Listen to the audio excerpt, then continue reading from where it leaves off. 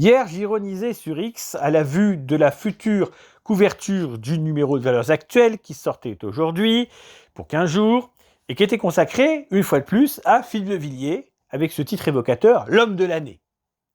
Titre un peu énigmatique aussi, et on se demande jusqu'à quel point il ne va pas annoncer sa candidature aux élections présidentielles.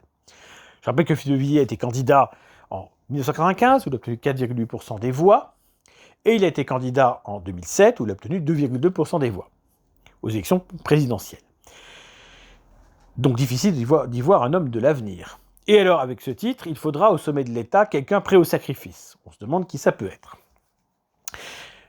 Déjà, la semaine précédente, le JD News avait consacré une grande partie de son numéro à la fratrie Villiers.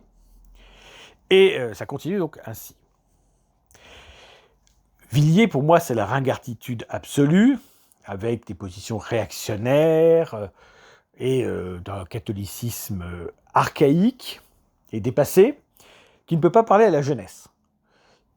C'est l'ambiguïté identitaire constante, et c'est l'europhobie, d'une manière ou d'une autre. Il y a quelques années, Philippe de Villiers avait notamment sorti un ouvrage consacré à l'Union européenne, qui est une de ses obsessions depuis qu'il a été un des acteurs du non à Maastricht en 1992, et effectivement, il reprend les thèses loufoques de François Asselineau et d'autres du même acabit sur les origines prétendument fascistes ou nazies de l'Union européenne, cette vieille idée ringarde et constamment répétée par tous ceux qui passent leur journée quasiment à dénoncer la méchante Union européenne, responsable de tous nos malheurs, de tous les maux de l'univers.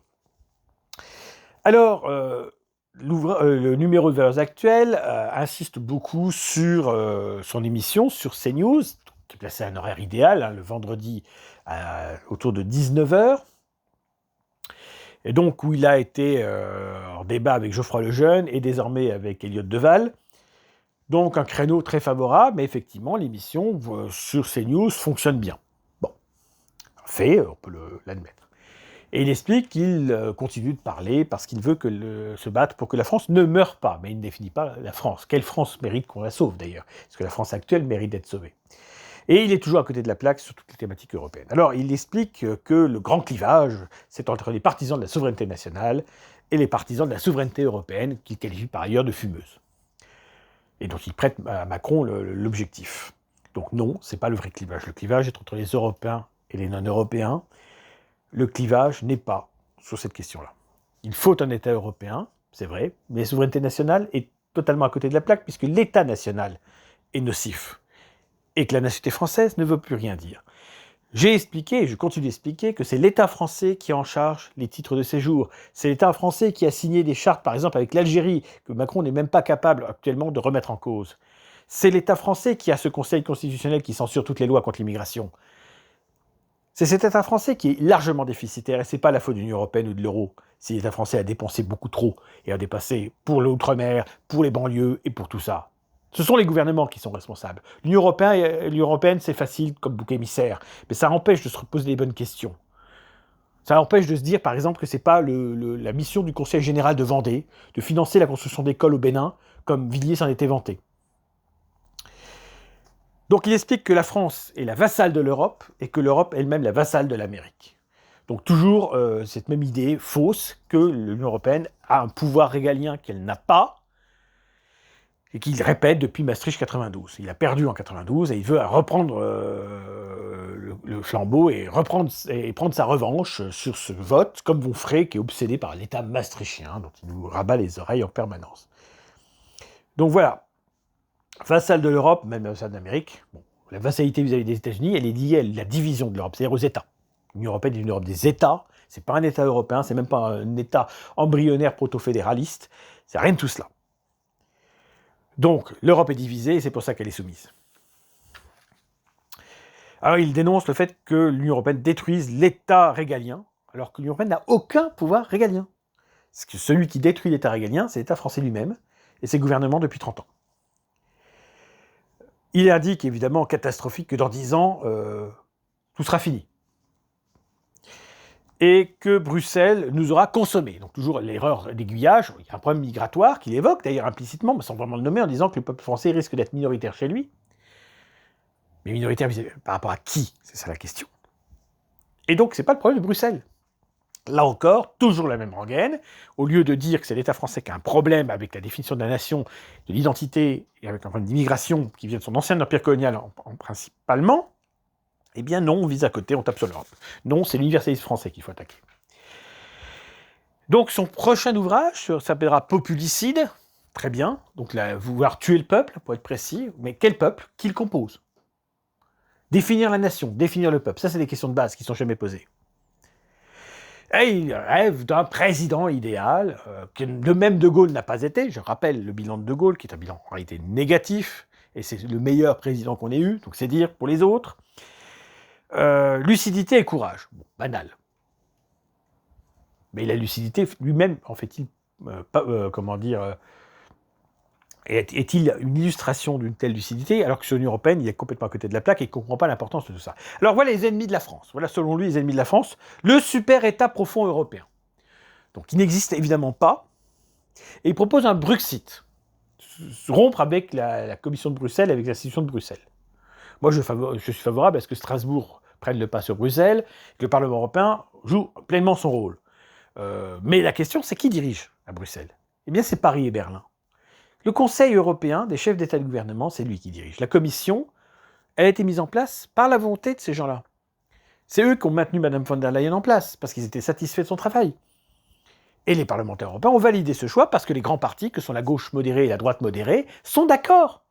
Ils sont d'accord à Paris, ils sont d'accord à Berlin avec la grande coalition. Pourquoi voudriez-vous qu'ils soient en désaccord à Bruxelles? C'est parce que Paris et Berlin font n'importe quoi que Bruxelles fait n'importe quoi. Il dénonce les 5 cours suprêmes, il ne dit pas lesquelles, je suppose qu'il y a le Conseil constitutionnel dedans, et le Conseil d'État, mais je ne sais pas, la Cour européenne des droits de l'homme, je suppose, mais il ne les définit pas. Ça sera dans son livre, je suppose. Et dénonce les élites mondialisées, dont il est lui-même un produit, et on ne voit pas comment on peut lutter contre des élites mondialisées, à part proposer des élites qui ne seraient pas mondialisées, mais lesquelles? Alors enfin, il rêve d'un président qui serait prêt au sacrifice, autant dire un président de film américain, pour revenir à un de mes audios, un président martyr. Alors là, on reconnaît le côté catho. Donc voilà. Donc, si c'est ça le rôle, personne ne voudra l'être. Bon. Je rappelle d'ailleurs que s'il y avait une élection législative anticipée et que le Rassemblement national gagnait cette élection, par exemple, en fin d'année, là, le RN serait en très mauvaise posture, parce qu'il devrait gérer la crise budgétaire de l'État français. Et évidemment, est-ce qu'il aurait le courage de faire ce que le Bayrou ne fera pas, c'est-à-dire réduire la dépense sur l'immigration? C'est une vraie question. Moi, je propose de suppression des allocations familiales. Alors, j'en discutais avec un ami qui connaît bien ces sujets. Il me dit, oui, mais c'est embêtant, il y a quand même des femmes célibataires, etc., qui seraient en difficulté. Alors, peut-être qu'on peut les réserver aux femmes célibataires, mais je pense qu'effectivement, quand on sait qu'ils profitent les allocations familiales et combien ça coûte, je pense qu'il faudrait supprimer, mais aussi la CMU, l'AME, etc. Ça ferait déjà quand même quelques milliards de réduction de dépenses, et c'est intéressant. Voilà. Villiers, donc, à part cette idée, cette phrase uniquement où il dit que les Français pourraient être minoritaires sur leur sol, la question de l'immigration n'est quasiment pas évoquée. C'est l'obsession de l'Union européenne. Voilà. Et il n'a pas changé en 40 ans. Écoutez, ça fait 30 ans qu'il répète la même chose, 35 ans qu'il répète la même chose, et 35 ans que la droite, la presse de droite et la droite lui donnent la parole au détriment des autres, parce que lorsqu'on interroge lui, c'est d'autres gens qu'on n'interroge pas. Donc le dossier Villiers, on est obligé malheureusement de le rouvrir de temps en temps, puis on le referme, mais cette promotion d'un discours, je dis ringard, complètement décalé des enjeux contemporains, et totalement foireux sur l'Europe, ne nous aidera pas. Voilà. Et je ne sais pas si Villiers s'imagine en président martyr, s'il rêve nouvelle candidature présidentielle. Bon, pourquoi pas, hein, tout est possible. Est-ce que ça serait bien utile? Je ne le pense pas. Et puis, les autres sujets sont ignorés. Hein. Marine Le Pen, comment dire, et un petit peu reçoit un petit satisfecit dans le sens où il valide un peu ni droite ni gauche. Comme il dit souveraineté nationale contre souveraineté européenne, on est encore sur toujours cette obsession de l'union des souverainistes de gauche et de droite. Hein, c'est toujours ça derrière, qui est une ineptie. Zemmour ou d'autres sont pas cités. Voilà. Bon, un entretien long, 6 pages quand même, c'est pas mal.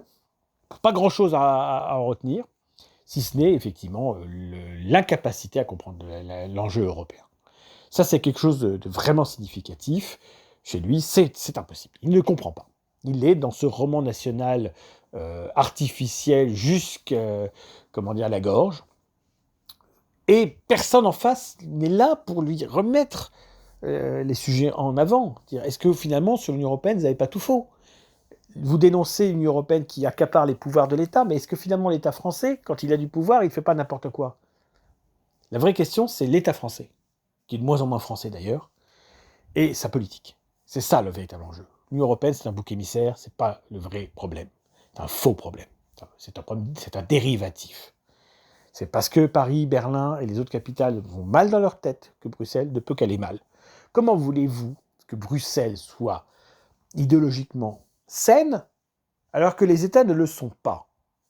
Bien sûr, il y a des rapports de force, il y a des progressions au sein du Parlement européen des droites nationales, mais pour faire quoi, on se demande. Et évidemment qu'il y a des gouvernements qui se droitisent, à l'exemple de Madame Meloni. Et que fait Meloni? Elle joue directement avec les Américains. Elle ne s'intéresse pas à l'Union européenne. Donc quand on nous dit que l'Union européenne décide de tout, c'est pas vrai. C'est constamment démenti par le réel. Constamment. Prenons l'exemple simplement de la reconnaissance d'un État palestinien. C'est pas l'Union européenne qui décide. C'est Macron, président français, qui ouvre le bal. Ce sont les chefs d'État et de gouvernement qui dirigent. Point.